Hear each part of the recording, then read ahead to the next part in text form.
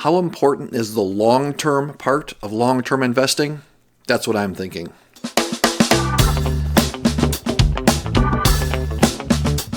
A couple of articles I read recently really made me reflect on long-term investing and all the things that we preach, we all sort of know, but maybe don't really pay attention to. One of them was an article talking about Warren Buffett and how much of his net worth he's accumulated late in his life.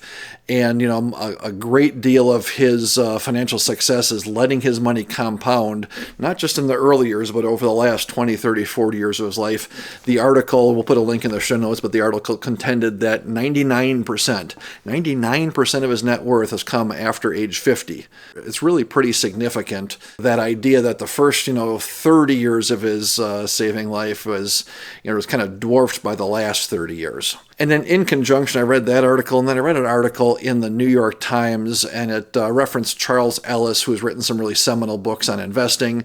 And Ellis made the contention that it's long term. That's where the magic is in investing. That's where the power comes.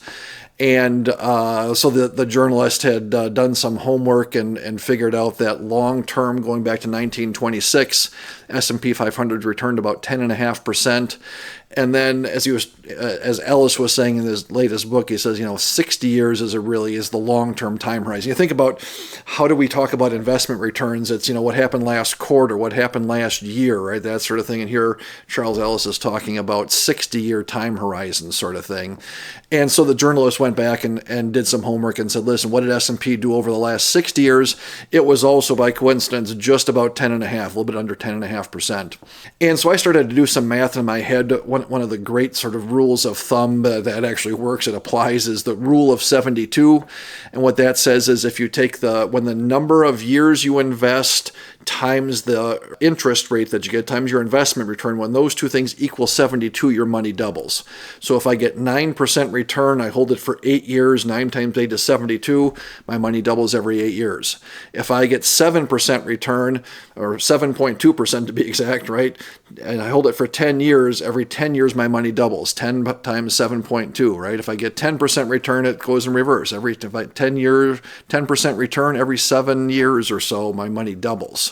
And so as you think about that, you look over 60 years, right? That's, divide that, and you're getting 10% return. That means your money's going to double something like 8 or 9 times over that duration. And the real power comes at the end of those things, when that money's doubling, right? When your $10,000 doubles to $20,000, it sure is nice, but not that, meaningful at the bottom line. When your $500,000 doubles to $1 million, that's where the power of compound interest really works, right?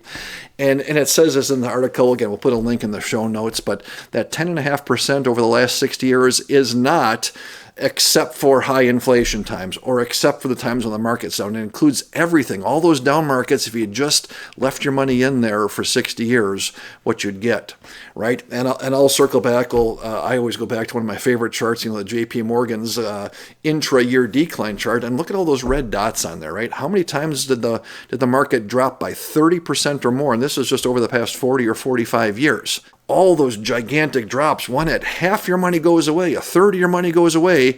And yet, if you just leave the money in there for a long time, you're talking about, doubling, not having 8 or 9 times, but doubling that many times over your lifetime. Do that math yourself. It's really powerful, and it's so simple, right? But sometimes being successful does not need to be complicated.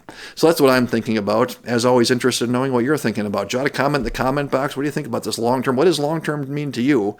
Let's have a conversation. And as always, thanks for watching.